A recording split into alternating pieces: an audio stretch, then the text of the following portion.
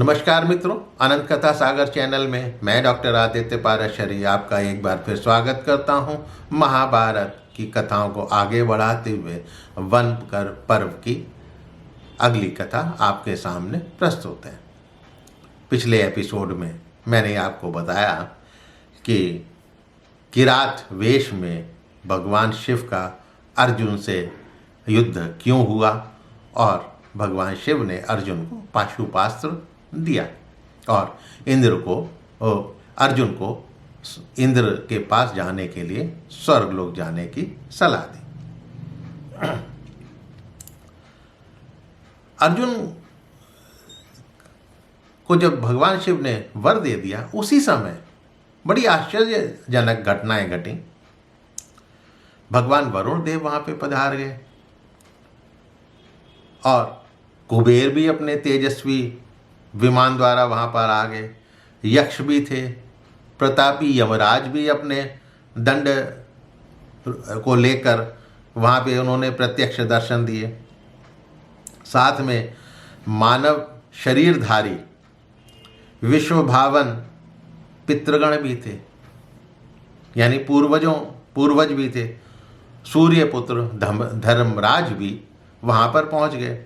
2 घड़ी बाद ही इंद्राणी शची के साथ ऐरावत पर वहां पर आ गए।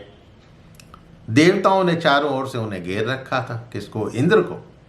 तब यमराज दक्षिण दिशा में खड़े होकर बोले, हम सब लोकपाल यहाँ पर आए हुए हैं, हम तुम्हें दिव्य दृष्टि प्रदान करते हैं। तुम हमारे दर्शन के अधिकारी हो। तुम महामना पुरातन महर्षि नर हो। ब्रह्मा जी की आज्ञा से ही तुमने मानव शरीर धारण किया है। तुम पितामह भीष्म को जीत लोगे, द्रोणाचार्य भी तुमसे पराजित होंगे।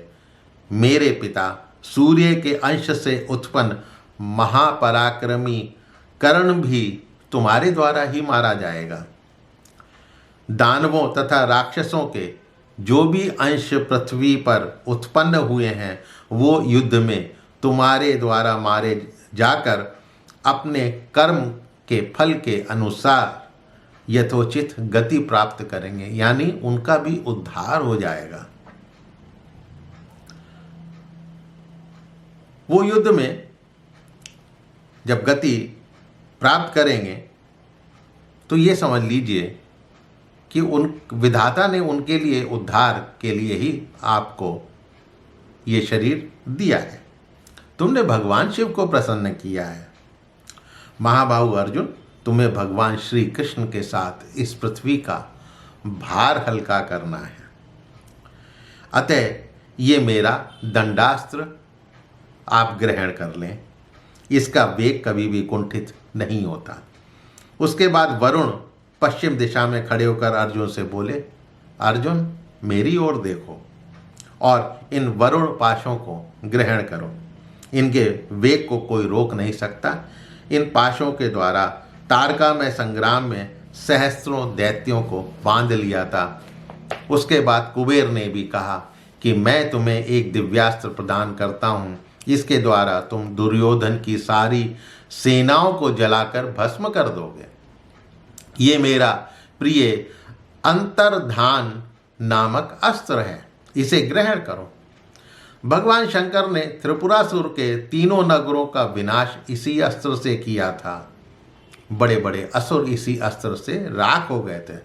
फिर देवराज इंद्र बोलते हैं, कुंती कुमार अर्जुन, तुम पुरातन शासक हो, तुम्हें उत्तम सिद्धि प्राप्त हुई है, साक्षात देवगति को प्राप्त हुए हो। तुम्हें देवताओं का बड़ा भारी कार्य सिद्ध करना है। तैयार हो जाओ, तुम्हें स्वर्ग चलना है। मातली के द्वारा जोता हुआ दिव्य रथ तुम्हें लेने आने वाला है। मैं तुम्हें वहीं स्वर्ग में मिलूंगा और दिव्यास्त्र प्रदान करूंगा। तभी कुछ ही देर में मातली सहित तेजस्वी रथ वहां पर आ गया। मातली उसके सारथी थे। उसमें सभी प्रकार के अस्त्र शस्त्र रखे थे। उसमें वैजयंत नाम का इंद्र ध्वज वो फहरा रहा था। मातली ने अर्जुन से रथ में आरूढ़ होने के लिए विनती की। तब अर्जुन ने गंगा में स्नान किया पहले फिर पितरों का तर्पण किया और हिमालय से विदा लेने का उपक्रम किया और कहा कि तीर्थों से विभूषित हिमालय मैं तुम्हारे शिखर पर सुख पूर्वक रहा हूँ, अतः अब तुमसे आज्ञा मांगकर यहाँ से जा रहा हूँ। उसके बाद अर्जुन उस दिव्य रथ पर सवार हो गए और स्वर्गलोक को चल दिए।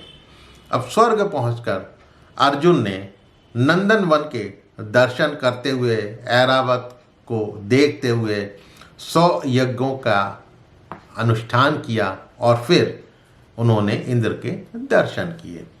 अर्जुन ने निकट जाकर इंद्र के चरणों में अपना मस्तक रख दिया। तब इंद्र ने उन्हें उठाकर अपने गले से लगाया और अर्जुन का हाथ पकड़ कर अपने पास ही अपने सिंहासन पर बैठा लिया। अर्जुन का मस्तक सूंघा और उनको बाद में अपनी गोद में भी बैठा लिया। प्रेम में अर्जुन का मुंह स्पर्श किया, जैसे बच्चे के गालों को हाथ लगाते हैं। सभी अप्सराएं नृत्य करने लगीं। फिर अर्जुन अस्त्रों और दिव्यास्त्रों की शिक्षा ग्रहण करने लगे। वहाँ पर शिक्षा ग्रहण करने के बाद जब अर्जुन ने अपने भाइयों का स्मरण किया तो इंद्र ने उनसे अनुरोध किया और इंद्र के अनुरोध पर अब ये कहा जाता है कि मानव गणना के अनुसार वहाँ पर अर्जुन स्वर्ग में 5 वर्षों तक रहे थे। उसके बाद ही वो अपने भाइयों से मिलने काम्यक वन में आए थे। तो आज की कथा यहीं पर विराम देता हूँ। अगली कथा के लिए अगले एपिसोड में आप मेरा इंतज़ार कीजिए। हाँ, मेरे चैनल को सब्सक्राइब करना मत भूलिएगा और अपने इष्ट मित्रों से इन कथाओं को शेयर अवश्य कीजिएगा। मिलता हूँ कहानी के अगले भाग को लेकर अगले एपिसोड में। तब तक के लिए आज्ञा दीजिए। नमस्कार।